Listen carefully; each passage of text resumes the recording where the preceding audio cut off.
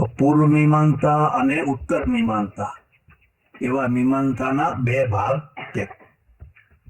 પહેલા મીમાંસા શબ્દનો અર્થ થાય છે પૂજિત વિચાર. મીમાંસા એટલે વિચાર. વિચાર એટલે કેવો વિચાર? પૂજ્ય વિચાર, પૂજિત વિચાર. જે વિચારમાં પૂજ્યતા હોય એને કહેવાય મીમાંસા. માનો કે તમે આ વર્ષના બજેટ ઉપર ચર્ચા કરવા માંગો છો, તો એ વિચાર કહેવાય. પણ એ પૂજ્ય વિચાર હોય એવું ના બને. વિરોધ પક્ષમાં હો તો કદાચ તમે ખોટી રીતે પણ વાતને રજૂ કરો, પણ જે વિચારમાં પૂજ્યતા આવે એ વિચારને મીમાંસા કહેવામાં આવે. તો શાસ્ત્ર છે, ખાસ કરીને શ્રુતિ એટલે વેદ છે, એ વેદના મંત્રોમાં શંકા કુશંકા થાય છે કે આનો આવો અર્થ કરવો કે આવો અર્થ કરવો. એ શંકા કુશંકાના નિવારણ માટે જે ચર્ચા વિચારણા કરવામાં આવે એને મીમાંસા કહેવાય. તો સમજ્યા? એને કહેવાય મીમાંસા. હવે આ મીમાંસા શાસ્ત્રના રચનારા ઋષિ છે જૈમિની. એના ઋષિ છે જૈમિની. અને કદાવર એટલે બહુ મોટું, કદમાં મોટું શાસ્ત્ર છે. બધા દર્શનો કરતા એનું કલેવર બહુ મોટું છે. અને આમાં મોટા ભાગે બધા યજ્ઞોનો વિચાર કરવામાં આવ્યો છે. યજ્ઞો કયા કરવા, કેમ કરવા, કયા કરવા, ક્યારે કરવા, કોણ કરે, કોનો અધિકાર નહીં, આ બધી યજ્ઞ સંબંધિત ચર્ચા કરવામાં આવી છે. હવે મુદ્દો લખી લીધો. આપણે શું માનીએ છીએ? એક કર્મ, કર્મ. બે કર્મકાંડ. અને ત્રણ કર્મયોગ.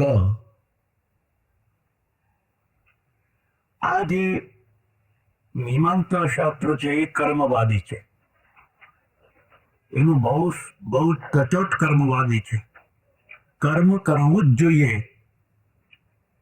એ નથી ભાગ્યવાદી, કે નથી જ્ઞાનવાદી, કે નથી ફલાણાવાદી. કર્મ તો કરવું જ જોઈએ. પણ એની મુશ્કેલી શું છે? એ કર્મ એટલે વૈદિક કર્મ, કર્મકાંડ. બધું વાતને સમજાવું. કર્મ માણસ શા માટે કરે છે? પરિણામ મેળવવા માટે, ફળ મેળવવા માટે. ગીતામાં કહ્યું કે ફળની આશા ના રાખો. ફળની આશા ના હોય કોઈ કર્મ કરે? માલિક એમ કે એ ન કરો, કામ કરો, પગારની આશા ના રાખો, તો કોઈ નોકરો બધા કામ કરે ખરા? આખી દુનિયા પગારની પાછળ દોડી કે ફળની પાછળ. હવે તમે કહો કે ફળની આશા ના રાખો, ફળની આશા ના રાખો. ફળની આશા ના રાખો પછી કામ કરવાની કઈ જરૂર રહે? પણ તે છતાં 1000માં કે લાખમાં એકાદ બે માણસ તો એવા મળી રહેશે જે લોકોને ફળની આશા નથી હોતી અને કામ કરે છે. પગાર મળે તોય વાહવા ને ના મળે તોય. મારા ઓળખીતા એક હેડમાસ્ટર રિટાયર્ડ થયા. તમને નવાઈ લાગશે, એને આખી જિંદગી એક પણ રજા ના લીધી. એક પણ રજા ના લીધી. હક રજા નહીં, કેજ્યુઅલ રજા નહીં, શીખ રજા નહીં, કોઈ રજા લીધી નહીં. વરસતો વરસાદ હોય ને આટલું પાણી હોય કે પાણીમાં હાઈકુલ માર. છોકરા આવે કે ના આવે, પણ એ આવી ના આવે. એના બહુમાનમાં મને બોલાવ્યો. હવે આવા કે બધા તો ના હોય. મોટા ભાગના કેવા હોય? રજાઓ મૂક મૂક મૂક મૂક કરે. રજાના ઉપયોગે કરે, દુરુપયોગે કરે, બધું કરે. પણ 1000માં લાખમાં કોઈ એવો પણ હોય કે જેને બધું મળતું હોય તે છતાં લેવા તૈયાર હોય. એવા પણ હોય.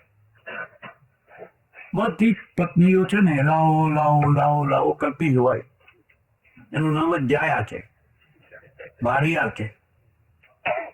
પણ કોઈ પત્ની એવી હોય છે ના, નહીં જોઈએ, નહીં જોઈએ, નહીં જોઈએ, મારે કઈ નહીં જોઈએ, એવી હોય. 1000માં લાખમાં એકાદ હોય છે, નથી હોતી. હોય છે. એ જે એક વોચ ને એની અહીં ત્યાં પેલી 99,999 ની વાત નહીં પણ પેલી જે એક જુદી કરી ને તો મારે કઈ નહીં જોઈએ, મારે કઈ નહીં જોઈએ, મારે કઈ નથી.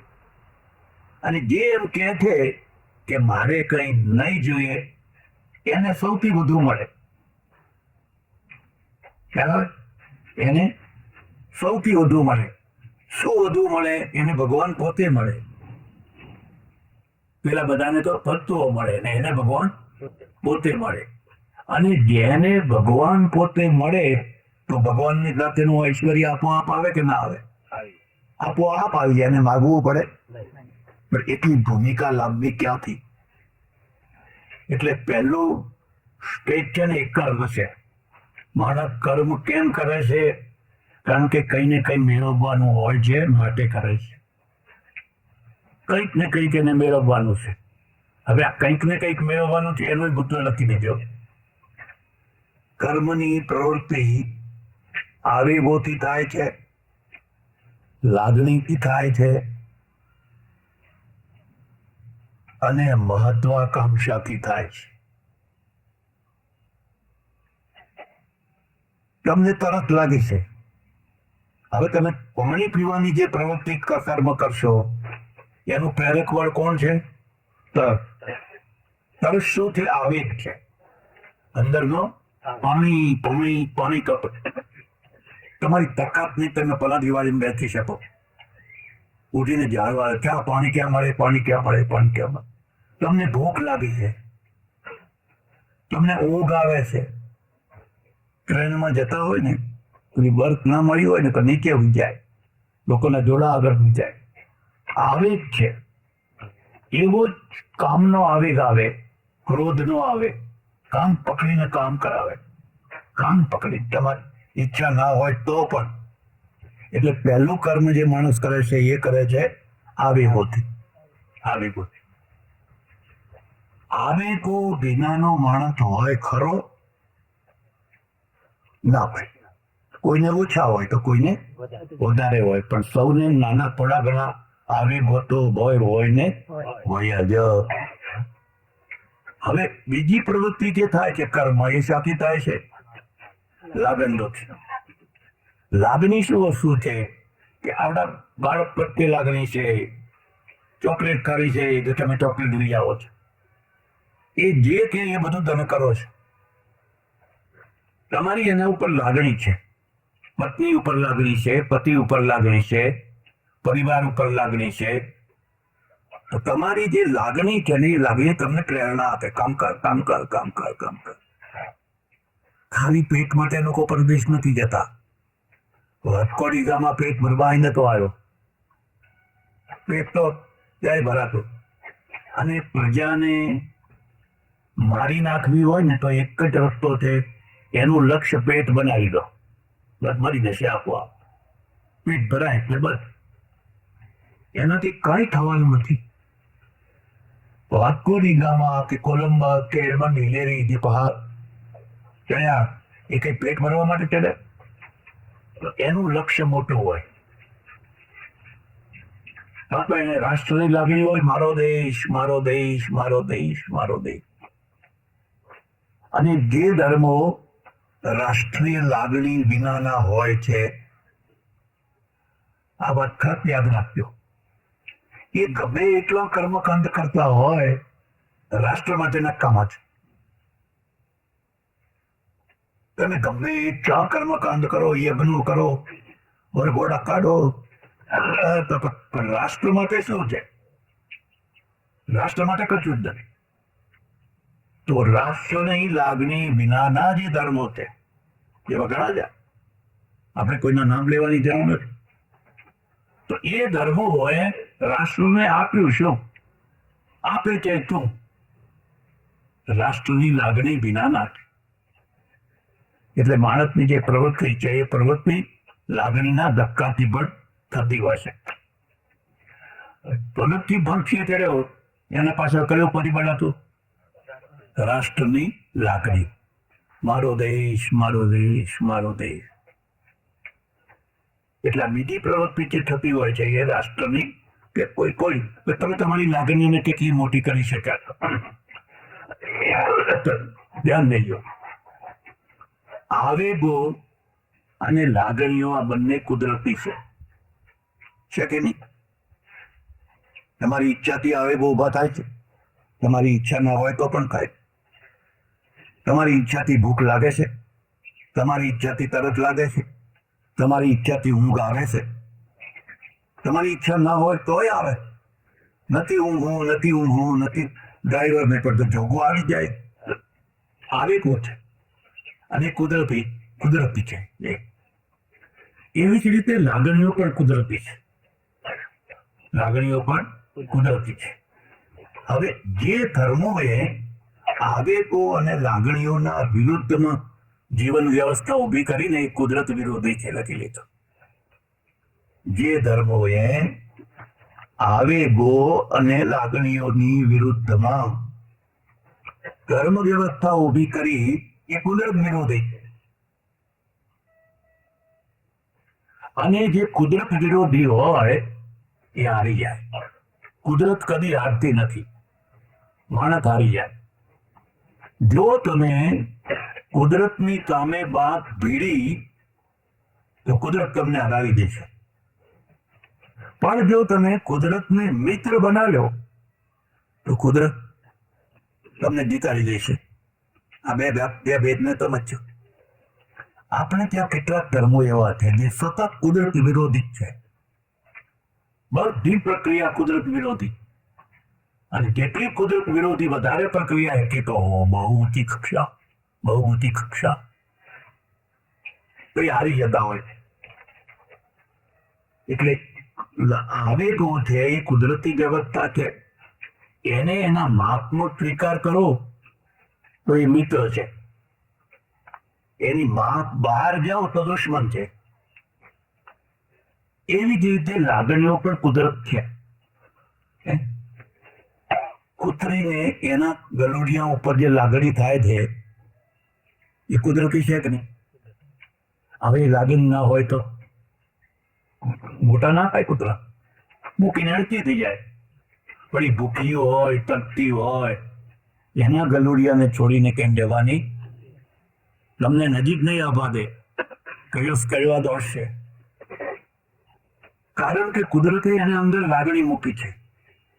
અને લાગણીના કારણે એને આમ ઉતી દોડાવે છે. જરા વિચાર તો કરો, કૂતરીને કેમ 6 સ્તર મૂકી દીધા, ગાયને 4, માણસને 2. કોને આ વ્યવસ્થા કરી? કૂતરીને 2 મૂક્યા હોત તો ગલુડિયા 6. આ વ્યવસ્થા થાય ના થાય? જેને વ્યવસ્થા કરી, જેને ખબર છે કે આને 6 ગલુડિયા થવાના, બેને 6 સ્તર મૂકવા દે, આને 4 મૂકવા દે, આને 2 મૂકવા દે. આખી એક વ્યવસ્થા એ વ્યવસ્થા છે. અને તમે જોજો તો તમને જો વાઇલ્ડ લાઈફ જોવાની ટેવ હોય ને, તો હું આફ્રિકા ગયો અને આફ્રિકાનો પેન્ટિંગ ડોગ હોય છે. પેન્ટિંગ ડોગ હોય બહુ ખતરનાક, સૌથી ખરાબ પ્રાણી. સિંહ સારો, વાઘ સારો, દીપડો સારો, પણ આ પેન્ટિંગ ડોગ તો બહુ ખરાબ. પણ એનું ઝુંડ હોય, 15-20 નું ઝુંડ હોય. અને કોઈ હરણ કે ગમે તેની પાછળ ગમે એવું મોટું પ્રાણી હોય ને એની પાછળ પડી જાય, આ લોકો થાકે જ નહીં, 20 માઇલ સુધી દોડે. કેટલા? 20 માઇલ. હવે પેલું પ્રાણી દોડીને કેટલું દોડે, અને એને જેને નજરમાં રાખ્યું ને પછી આમ પાછળ પકડી રખડી જાય. 1, 2, 3 4, અંતે પેલું ઊભું લઈ જાય. અને એ મર્યું ના હોય ને ખાવા માટે. આ સિંહ ને બધા પ્રાણીઓ શું કરે? પહેલા એનું ગળું દબાવે, પછી બંધ મરી જાય, પછી એક તરફ બેસી જાય, પછી થોડું ઠંડુ થાય, પછી ખાવાનું શરૂ કરે. પણ આ પેન્ટિંગ ડોગ તો એટલા ખતરનાક ને કે પેલું જીવતું હોય ને પાછળથી ખાવાનું શરૂ કરી દે. બહુ ભયંકર. પણ એ બધા પોતાના મોઢાની અંદર માંસના ટુકડા ભરી રાખે, અને પાછા આવે તો એમના નાના ગલુડિયા હોય ને એમની રાહ જોતા હોય અને ઓકી નાખે ને પેલા બધા ખાય. તો હવે આ કયું બળ એને આ કામ કરાવે છે? લાગણી લાગણી એમ આ દૃશ્યો દુહાઓ વગેરે આવે ને તો પ્રસાદ આપું ને તો આમ પહોંચે લોકો ખાઈ જાવ ને ના ના એમ કે વધારે મોડે જાય તો હા હવે વધારે મોડે પછી કરે ને ક્યાં એમાં બીજા છોકરા હોય ને તો નાખો રહ્યો આજુબાજુના હોય ને એ બધા તમારે ઘેર જાઓ તમારે ઘેર જાઓ પછી બધા ઘેર જતા રહે ને એનો લાવ્યો રહી જાય ને પછી ખોલે કયું કામ કરે છે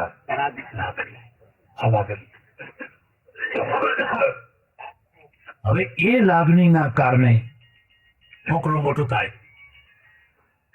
અને તમે જોજો જયારે બાળક છે ને એની માને ધાવતું હોય રોમમાં વેટિકન ચર્ચ છે તમે કોઈ વાર ગયા હો તો ખબર પડે હું 2 વાર ગયો અને વેટિકન ચર્ચમાં એક સ્ટેચ્યુ છે એનો વીમો $50 કરોડ છે વીમો $50 કરોડ વીમો છે માઇકલ એન્જેલોએ બનાવેલું છે ત્યાંનો બહુ મોટો પ્રસિદ્ધ શિલ્પકાર થયો અને એ જોયું છે કે મધર મેરી છે એ બેઠી છે ને એના ખોળામાં જીસસનું મરદું પડ્યું જીસસને માર્યા પછી ઉતાર્યા એનું મરદું એના પડ્યું છે અદ્ભુત ચિત્ર અદ્ભુત સ્ટેચ્યુ બનાવ્યું તો બાળક જ્યારે માને ધાવે છે ત્યારે તમે એના ચહેરા પર જોઈએ તો અનહદ આનંદ એને આવે છે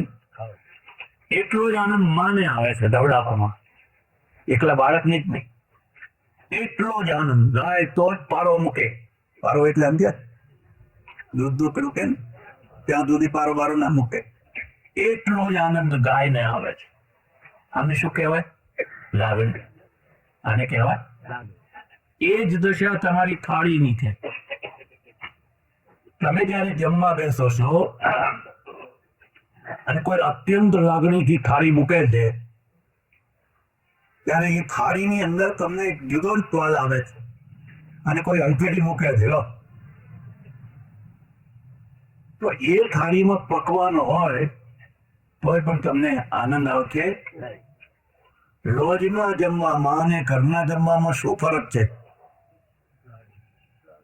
મારે ત્યાં એક સજ્જન આવ્યા અમદાવાદમાં એક હોટલ છે એનું નામ છે મઢુલી આમ છાપરા જેવું બધું કર્યું છે ખાટલા બાટલા બધું પ્રમાણિયા થાય એટલે કોઈ લોકો જાય મને કે આજ તો મઢુલીમાં ખીચડી ખાઈને આવ્યો મેં કહું હા તમારા ઘરમાં ખીચડી નથી બનતી મને કે બને પણ મઢુલીમાં ખાધી કેટલું બિલ આવ્યું કે $150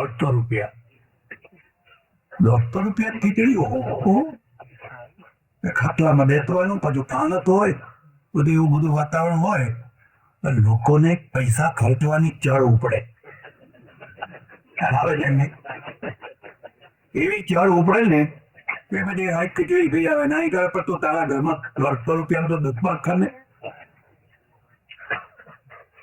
હવે આ $150 ખીચડી છે એમાં ક્યાંય લાગણી છે નહીં પેલો નોકર હોય એને ઓર્ડર આપો એટલે આપી જાય અને એક ટાઈપ છૂટી પાકશે કોઈ ના હોય સાહેબના કપડા સામે જોયો ગાડી સામે જોયો કે ગાડી ફલાની ગાડી છે અને પછી સાહેબ ટીપ આપ્યા વિના જાય તો મણમણની ચોપડા રહો મણમણની ચોપડા હે એકવાર હું અમારે કોબા આશ્રમમાં જતો હતો અને રોડ ઉપર પેલી લાઈનો આવે ને એ લાઈનો વેચનારી કેટલી લારીઓ ગઈ કેટલી લારીઓ એક બેન આવ્યા ગાડી લઈને એના પતિ પત્ની બંને અને લારીએ ઉભા ખાતા જાય ખૂટતા જાય ખાતા જાય પૂછતા જાય ખાતા જાય પૂછતા જાય નમૂનો તો રાખવો પડે પછી કઈ ભાવતાલમાં મેળ ના આવ્યો હેડે પેલી ભાઈ તો મારી પાસે તો રાયનો ખાઈ ગઈ એમ કે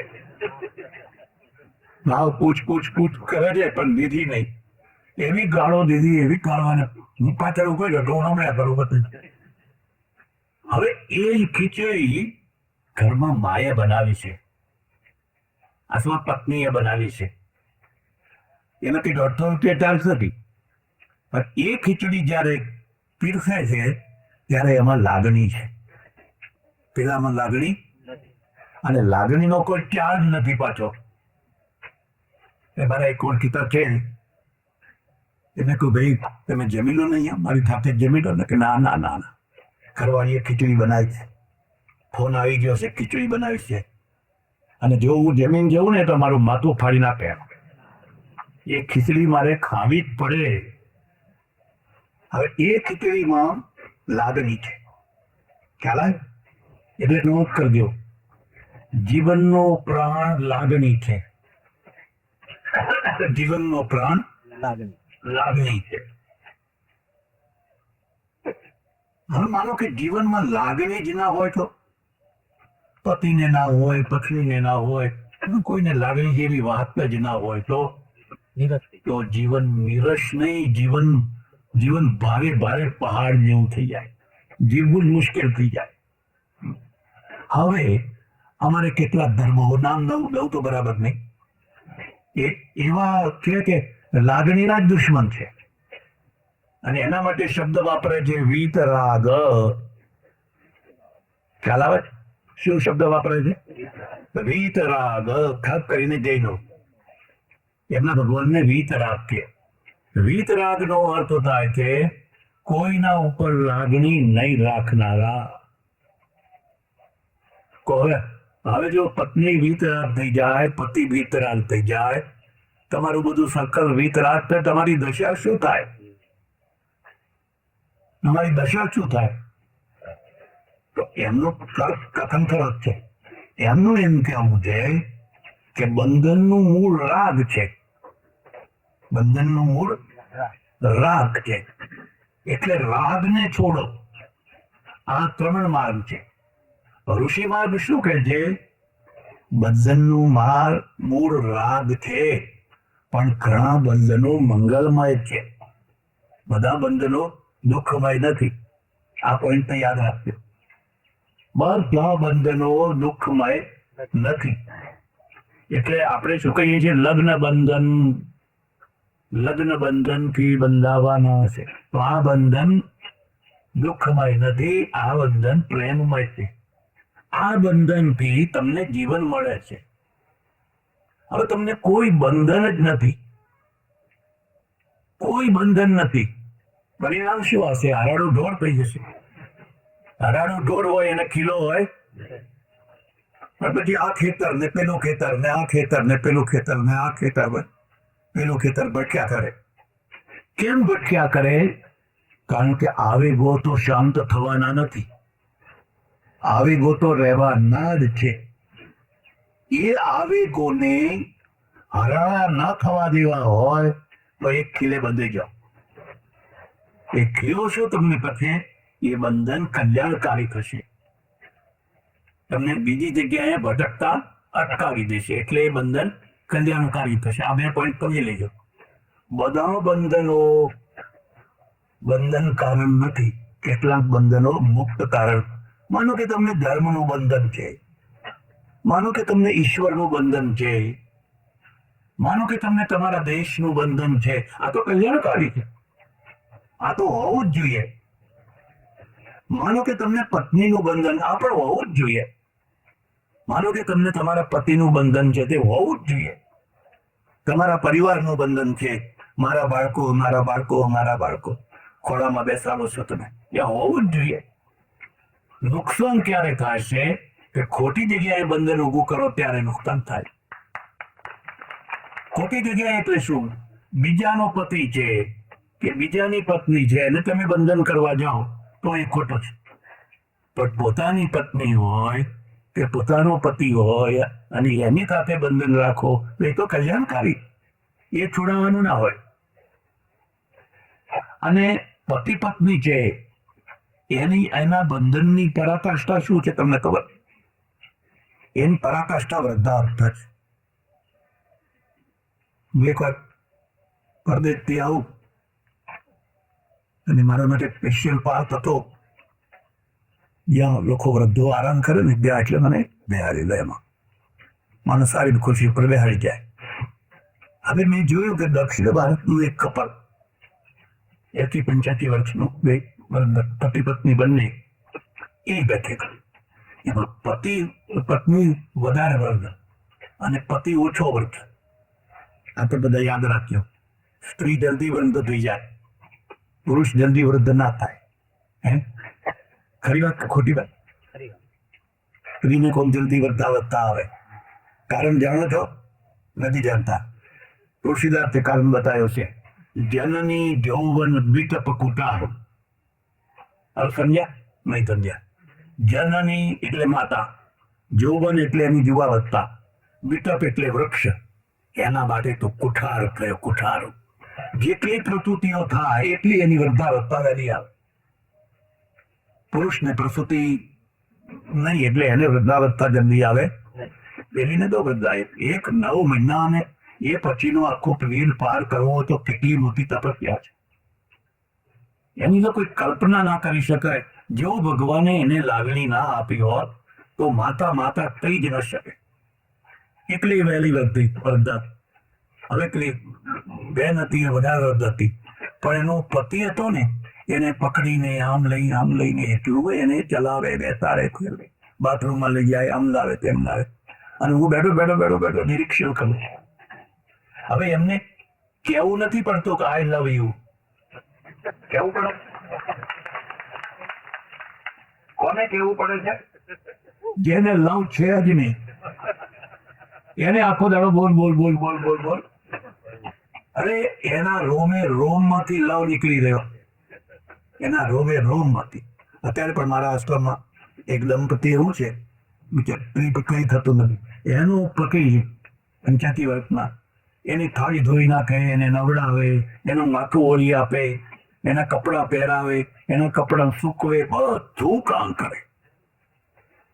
આ લાગણી છે. અને એ વૃદ્ધાવસ્થા એ લાગણી ખીલી ઉઠે. આ પરદેશમાં શું છે? પરદેશમાં યુવાવસ્થાની લાગણી છે અને વૃદ્ધાવસ્થાની લાગણી. પછી બધા એકાકી થઈને એવા દુઃખી થાય. ને ભારતમાં હજુ આ એક પ્રકારનું દુઃખ મોટા ભાગે નથી આવ્યું. એટલે બધા રાગને કાઢી નાખવા એ વાત ખોટી છે. જે રાગ એટલે જે બંધન તમારા માટે કલ્યાણકારી હોય એ હોવો જ જોઈએ, એને કાઢી નાખવાની જરૂર. એટલે ભગવતી જે કર્મ કરે છે એ એક તો આવેગોથી કરે છે, બીજું લાગણીથી કરે છે, અને ત્રીજું મહેચ્છાથી કરે છે. મહત્વાકાંક્ષા એટલે શું? તમને એવરેસ્ટના શિખર ઉપર ચડવાની ઈચ્છા થઈ. હવે કોઈ આવેગો નથી, કોઈ લાગણીઓ પણ મારે કંઈક કરવું છે. તમારી મહત્વાકાંક્ષા જાવી ને એટલે તને એવરેસ્ટના શિખર ઉપર ચડ્યા, દરિયો પાર કર્યો, ફલાણું કર્યું, આ કર્યું, તે કર્યું. પ્રજા મરી ક્યારે જાય? એની મહેચ્છા મારી નાખો, પ્રજા મરી જાય. અને આપણે ત્યાં જ કર્યું. આપણા ત્યાં મોટા ભાગે અધ્યાત્મના નામે લોકોની મહત્વાકાંક્ષા મારી નાખવાનું કામ કર્યું. આપણે કંઈ કરવું જ નથી એટલે બહુ આનંદ રોટલા ખાવ પડ્યા રહો. હવે આમાં કોઈ સિકંદર પેદા ના થાય, કોઈ નેપોલિયન પેદા ના થાય, કોઈ વાખોડી ગામા પેદા ના થાય, કોઈ એડમંડ હિલેરી પેદા ના થાય. આ બધા રેજી રોટલા ખાઈને મરી જાય. ખ્યાલ આવે? જો તમારે પ્રજાને મહાન બનાવવી હોય તેને મહત્વાકાંક્ષા આપો. એ મહત્વાકાંક્ષા એના અંદર શક્તિ ઉભી કરે. બસ એક જ છે, મારે શિખર પાર કરવું છે. આપોઆપ પછી આમ કરું, તેમ કરું, ફલાણું કરું. એ નબળો બેસે ખરો.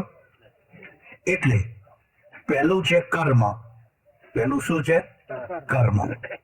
મોટાભાગે ભારતના મોટાભાગના દર્શનો કર્મ વિરોધી છે. ગીતા કર્મની સપોર્ટક છે. અધ્યાત્મ દર્શનો મોટા ભાગે કર્મના વિરોધી છે. કર્મ તો અજ્ઞાની લોકો કરે. જ્ઞાનીને તો કઈ કર્મ હોય નહીં, પ્રારબ્ધ હોમવી લેવાનું, મારી પરિજ્ઞાન પડ્યા. પણ જે વસ્તુ તમને તમારા પુરુષાર્થથી નથી મળતી એને મેળવી આપે એને કર્મકાંડ કહેવાય. આ બીજો ભેદ તમારે પૈસો જોઈએ છે, પૈસો મળતો નથી. ઘણી મહેનત કરી પણ પૈસો મળતો. એમાં કોઈના ત્યાં ગયા કથામાં સાંભળી જો સત્યનારાયણની કથા કરો તો પેલા કઠિયારાને પૈસો મળ્યો, ફલાણાને મળ્યો, ફલાણાને મળ્યો, ફલાણાને મળ્યો. હવે તમે ઘરમાં સત્યનારાયણની કથા કરી તો આ કથા કેમ કરી? કારણ કે તમે પુરુષાર્થથી જે નથી મેળવી શકતા એ હવે આ કર્મકાંડથી અને કર્મકાંડ વાળા એ બધું તમારે જે જોઈતું હોય એ બધું આ કરો તો આ મળે, આ કરો તો આ મળે, આ કરો તો આ મળે, આ કરો તો આ મળે.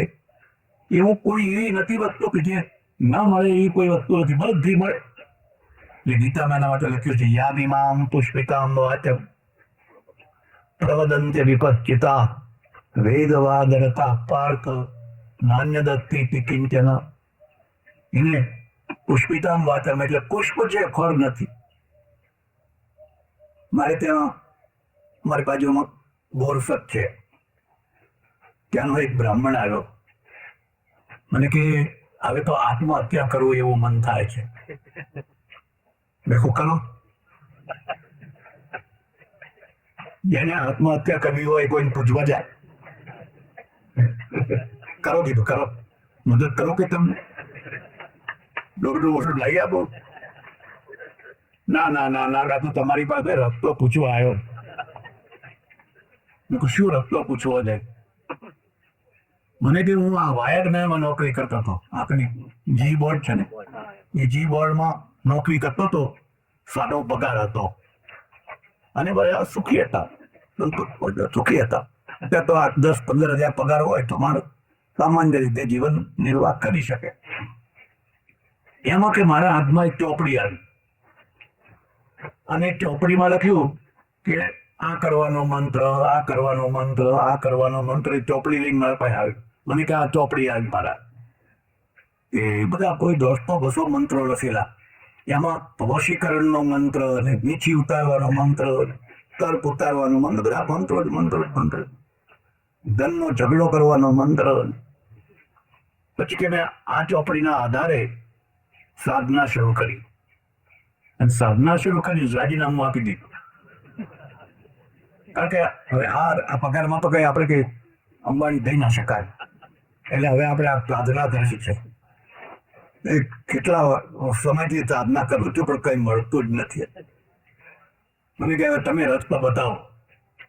મેં કીધું રખોડામાંથી જઈને દીવા કરી લઈ આવે. એ રખોડામાંથી જઈ લાવ્યો. આ ચોપડી દીવા કરી ચા. પહેલું કામ કર કે તું આ ચોપડીને દીવા કરી ચા. મને કે પાપ લાગે. મેં કહું ભલે પાપ લાગતું હોય, તારું જીવન બરોબર. જો એમ ઝઘડો થતો હોય તો આ ચોપડી વાળો ઝઘડો ના કરી દે. તો આ ચોપડી વાળો ઝઘડો ના કરી દે. તમને કોઈ ખબર નહીં હોય. વૈભવ લક્ષ્મીનું વ્રત પહેલા બહુ થતું, હવે નથી થતું, હવે બધું જતું રહ્યું. વૈભવ લક્ષ્મીના વ્રતની ચોપડી મહારાષ્ટ્રીયન બ્રાહ્મણે લખેલી. મહારાષ્ટ્રીયન બ્રાહ્મણને એને બીજું લગાવ્યું એ ચોપડી લખીને બહુ ચાલ્યું નહીં. પછી એક વાણિયાએ એની પાસેથી 1500 રૂપિયામાં ખરીદી લીધી. બધા હાથ મારા. પેલા તો 1500 બહુ ભાવ થઈ ગયા. 1500 રૂપિયામાં એ વૈભવ લક્ષ્મીની ચોપડી વાણિયાને આપી દીધી. અને વાણિયાએ જે ચલાવી કરોડાધિપતિ થઈ ગયો. એને દેખ્યું કે આ વ્રત કરો ત્યારે 16 માણસોને તમારે આ એક ચોપડી આપવાની અને આ ચોપડીનો ફરી ઉપયોગ કરવાનો નહીં, કુવામાં બદલાઈ દેવાની. અને જે વ્રત ઉપડ્યું જ્યાં જોવો ત્યાં વૈભવ લક્ષ્મી વાળ્યો ધનવાન થઈ ગયો. બ્રાહ્મણ રહી ગયો બિચારો. ચોપડી બ્રાહ્મણે લખી પણ એને એનો વહીવટ આવડ્યો. અમારી બાજુમાં જ કોલેજ છે અને કોલેજના સાયન્સના પ્રોફેસર છે ને એનો છોકરો આવ્યો આશ્રમમાં. મને કે સ્વામીજી થોડા ફૂલ લઈ જાઉં. મેં કહું લઈ જા. પછી ભાઈ પાછો મને વિચાર આવ્યો કે કોઈ કેમ ફૂલ કેમ લઈ જવાનું છે? કે મમ્મીએ મગાવ્યા છે ને વૈભવ લક્ષ્મીનું વ્રત કર્યું છે. વૈભવ લક્ષ્મીનું વ્રત એટલે શું? કે આ વૈભવ લક્ષ્મીનું વ્રત કરીએ તો આપણા ઘરમાં પૈસાનો ઝઘડો થઈ જાય. તમે કહું ભાઈ તાર મમ્મીને પૂછ્યા એ ઝઘડો થાય એમાં અડધો મારો, ફૂલ મારા ઝઘડો બધો તારો. 50-50 કરીએ. હવે સાયન્સ નો એ વિદ્યાર્થી સાયન્સ નો, એનો બાપે સાયન્સ નો પ્રોફેસર, અને ભાઈ લક્ષ્મી ગયો એ ગયો, પાછા ફૂલ લેવા આવ્યો. માણસને ઈચ્છા પૂરી કરવી છે, પણ પુરુષાર્થથી ફળ મળતો એટલે કર્મકાંડ કરે. એટલે આખી દુનિયામાં ચાલે આવું, એવું કઈ નહીં ભારતમાં ચાલે. પરદેશમાં તો એટલી બધી એડવર્ટાઇઝો આવે ને, એટલી બધી એડવર્ટાઇઝો આવે, અને મોટા ભાગે ગુજરાતીઓને લગતી ચાલે.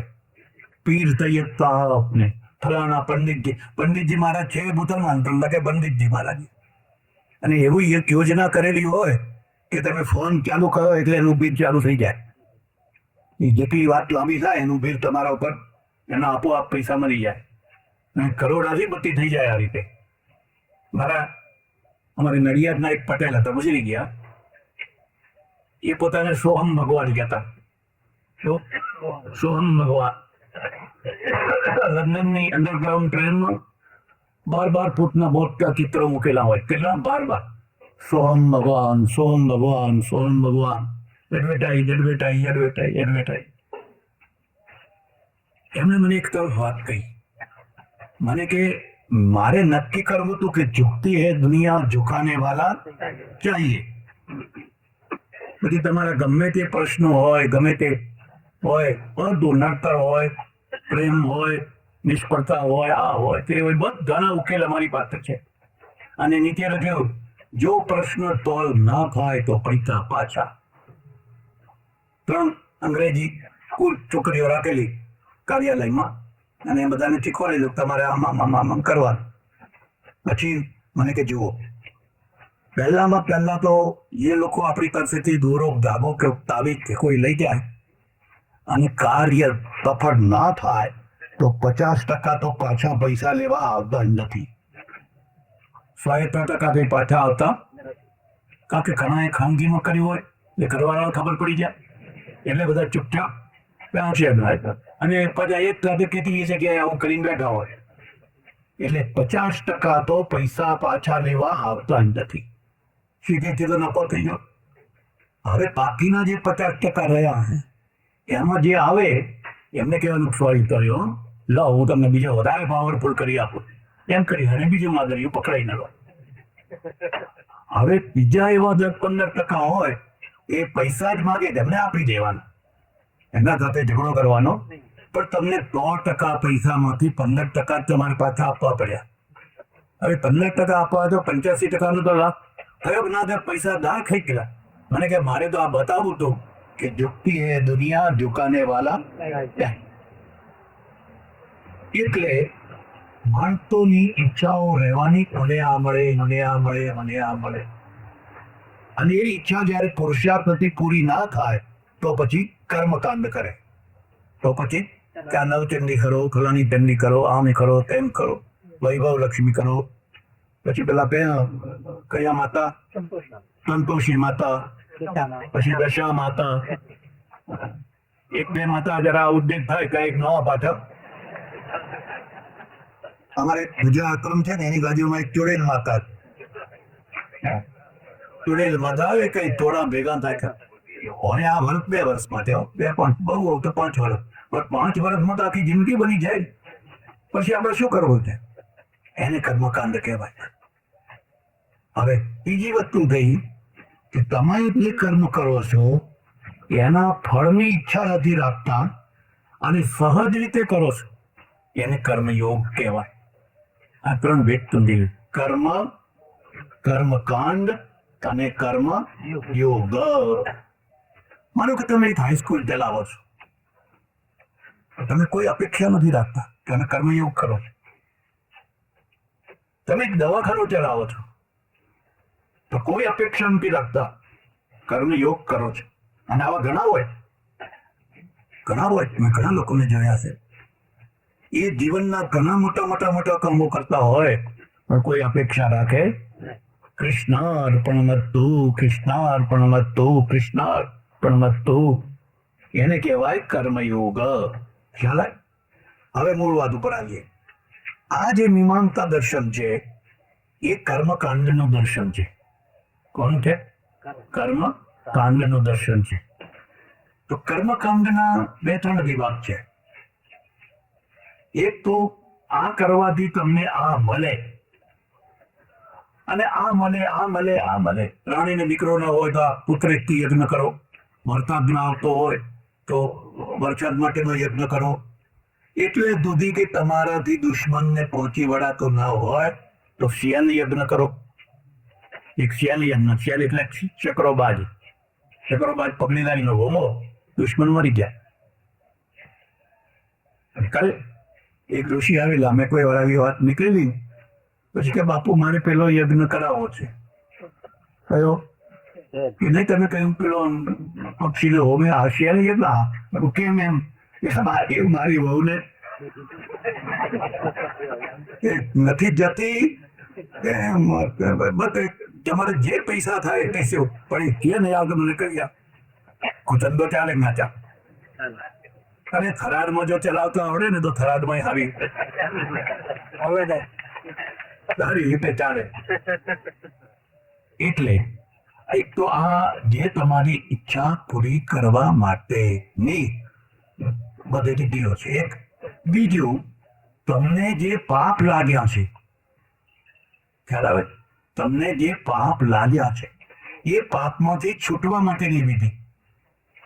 કારણ કે આપણને જાણતા અજાણતા ઘણા નાના મોટા પાપો લાગતા જ હોય છે. કોઈ એમ કે હું 100% નિષ્પાપ છું, તે બિલકુલ ખોટું બોલે. બિલકુલ ખોટું બોલે. 100% નિષ્પાપ માત્ર પરમાત્મા જ હોય, બીજો કોઈ હોય? આપણને ખબર જ નથી તો આપણે કયા નાના મોટા ભૂલથી કેવા પતા કેટલા જંતુઓ મારી નાખીએ, પગેથી, હાથેથી, મોઢેથી, ફલાણાથી બધી જાતના રીતે. એટલે માનો કે કોઈનાથી ગૌ હત્યા થઈ ગઈ, બ્રહ્મ હત્યા થઈ ગઈ, બીજું કોઈ પાપ થઈ ગયું, ચોરી થઈ ગઈ, તો એના પ્રાયશ્ચિત માટે આ દર્શન છે ને વિધિ બતાવે કે તો આ વિધિ કર તો એ પાપ ચાલુ પ્રાયશ્ચિત થઈ જાય. જૈનો ના ત્યાં એને નિર્જરા કહે. ધ્યાન આવે, એને નિર્જરા કહે. નિર્જરાનો અર્થ સમજવા જેવો છે. એક નાવડામાં તમે નદી પાર કરી રહ્યા છો, પણ એમાં કમળા છે, પાણી અંદર ભરાય છે. પાણી ભરાય છે નાવડું ડૂબી જવાનું. એટલે શું કરવાનું? એને ઉલેસવાનું. કોઈ ડબલું બબલું હોય ઉલેચ પાર થઈ જવાય. એમ આ નાવ છે, અને નાવથી આપણે જીવન પાર કરી રહ્યા છીએ. અને એમાં આંખમાંથી, કાનમાંથી, નાકમાંથી બધી આ કાન છે ને એમાંથી બધું પાણી ભરાય છે. એ ભરાયેલું પાણી છે એને સપક્ષના દ્વારા નિર્જરા કરી નાખવામાં આવે તો એ પાપ પછી તમારે ભોગવવા પડે. એને નિર્જરા કહે છે, આવું કહે છે. એટલે હવે આ જે કર્મકાંડ છે એનો તો એટલા બધા તમે કોઈ કલ્પના ના કરી શકો, એટલી બધી વિધિઓ છે. અને એ બધું તમારી ઈચ્છાઓ પૂરી કરવા માટે છે. એને મીમાંસા શાસ્ત્ર કહે.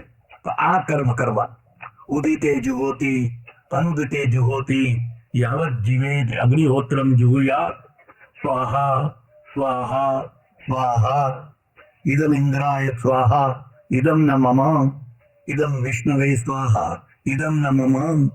જ્યારે કોઈ જગ્યાએ યજ્ઞ થતો હોય કે હવન થતો હોય તો તમે ધ્યાનથી જોજો એ પેલો ફરવો હોય એનાથી આહુતિ આપી એક ટીપું બાજુની વાટકી હોય ને એમાં એક ટીપું પાડે, ઇદમ ન મમ એમ કરી. એટલે હવે એક બીજી મુદ્દાની વાત તમને કહી દઉં. આ મીમાંસા શાસ્ત્ર છે ઈશ્વરવાદી નથી, દેવવાદી છે. આ બેનો ભેદ સમજજો. પહેલા આખી દુનિયા દેવવાદી હતી. દેવવાદ એટલે શું? કે આ દુનિયામાં જે જુદા જુદા કામો થાય છે જુદા જુદા દેવો કરે. ઇન્દ્ર આ કામ કરે છે વરસાદ લાવવાનું, ફલાણો દેવ આ કરે છે, ફલાણો દેવ આ કરે છે, ફલાણો દેવ આ કરે છે. ધનનો દેવ કોણ છે? કુબેર. ધનનો દેવ છે કુબેર. કુબેરનું સ્ટેચ્યુ કદી જોયું તમે? અરે ગજબનું સ્ટેચ્યુ બનાવેલું. અડધી પરાથી વાળી છે ને આ પગા મૂંચો ને આમ લમડે હાથથી જ બેઠા ઉતરેલા. ત્યારે હવે આ કુબેર પૈસાદાર ચિંતા વિનાનો હોય. તમે એવી ઈચ્છા રાખો કે હે ભગવાન મારા ઘરમાં બંધ પૈસો દે જે ધરલાબંધ ચિંતા આવવાની જ છે પ્રશ્નો કદી ચિંતા વિનાનો હોય જ નહીં. એમાં ભારતમાં વધારે ઇન્કમ ટેક્સ વાળા ત્યારે દરોડો પાડે કઈ કહેવાય. અને આ છોકરા કિડનેપ કરનારા છે, આ ભિખારીના છોકરા કિડનેપ કરે એના કુરકુરિયા રખતા લઈ જાય જતો હોય તો એને કોઈ આદેશ નહીં. ત્યારે કોનું છોકરું કિડનેપ કરે? આના પાછળ માલ છે એનું કરે. એટલે એને તો આખો દિવસ છોકરું પ્યાન દે આમ લમણે હાથ દઈ બેઠો જ બિચારો કુબેર છે. એટલે આ દેવવાદ છે. બધા કામ જુદા દેવો કરે છે. મારે દક્ષિણ અમેરિકા જવાનું થયેલું, ત્યાંની જે ઇન્કા ને ગ્રીક ને માયાન એ લોકોના બધા દેવ છે. અને ગ્રીસમાં દેવ હતા, સોક્રેટિસ ને પ્લુટો ને બધા હતા ને. ત્યારે ગ્રીસમાં એમાં એક દેવી ઝઘડો કરાવનારી દેવી છે, એનું નામ છે ઝઘડો. એક સૌંદર્યની દેવી છે. આ જૂન મહિનો એના ઉપરથી પડ્યો છે. તો આ રીતે બહુદેવવાદ ખ્યાલ, બહુદેવવાદ. મુસલમાનોના ત્યાં ફરિશ્તા છે, લખી લે ફરિશ્તા. દેવોને શું કહે છે? ફરિશ્તા. અને ભૂતોને જિન્નાત કહે છે. ભૂતોને જિન્નાત કહે છે, બહુ માને. અને એટલે એમના ત્યાં દરગાહ પૂજાય છે. અલ્લાહ એક, પણ દરગાહો ઘણી, બંધ દરગાહો. દરગાહોમાં વધારે માણસો ભેગા થાય, મસ્જિદમાં ઓછા ભેગા થાય, કારણ કે પેપલો અલ્લાહ છે. અને અહીં તો તમારે બધી બાધાઓ માનતો, પેલા રોબન કરે, આમ કરે, ચાદર અજમેરમાં ચડાવે, ચાદર ચડાવે. તો એ બહુ દરગાહવાદ, આપણે બહુ દેવવાદ. પાછળથી પછી ઉપનિષદોએ આ બધા દેવોનું સમીકરણ કર્યું. સમીકરણ શું કર્યું કે આ બધું એક જ બ્રહ્મ છે. સ ઇન્દ્ર, સ વરુણ, સ યમ, સ પ્રજાપતિ, એકમ સત વિપ્રા બહુધા વદંતી. એ જ ઇન્દ્ર છે, એ જ વરુણ છે, એ જ યમ છે, એ જ કુબેર છે. પરમાત્મા એક જ છે, પણ લોકો એને જુદા નામથી બોલાવે છે. પવન તું, પાણી તું, ભૂમિ તું, ભૂધરા, વૃક્ષ થઈ ખુલી રહ્યો. આ પાછળથી આવ્યું એકેશ્વરવાદ. અને એનું સચોટ રૂપ યહૂદીઓએ અને પછી મુસલમાનોએ આપ્યું. ખ્યાલ આવે? એટલે આ મીમાંસકો છે એ બહુદેવવાદી છે. ભાઈ તમારે શું કામ કરવું છે કે ફલાણું કે એ આપેલો પેલો દેવ કામ કરે. એટલે કેટલાક લોકોને તમે જોજો, એ પેલી ભૂતળી માતાની દોરો કરતા હોય, કોઈ ઝોપડી માતાનો કરતા હોય, કોઈ મેલડી માતાનો કરતો હોય. અમારે ખેડામાં એક મેલડી માતાના હોવા છે, અને કેટલો વૈભવ એનો, કેટલો બધો વૈભવ. એટલો બધે લંદનમાં જાય મેલડીમાં આપણા માણસો કરતા હોય, દરેકના હોય, પોતપોતાના હોય, અને પરિણામ પણ આવતા હોય ત્યારે જ લોકો માનતા હોય ને. એટલે આ રીતે આ મીમાંસા શાસ્ત્ર કર્મવાદી છે, અને કર્મનો અર્થ કર્મકાંડ છે. ઓમ પૂર્ણમદઃ પૂર્ણમિદં પૂર્ણાત પૂર્ણમુદચ્યતે પૂર્ણસ્ય પૂર્ણમાદાય પૂર્ણમેવાવશિષ્યતે. ઓમ શાંતિ શાંતિ શાંતિ. સદગુરુ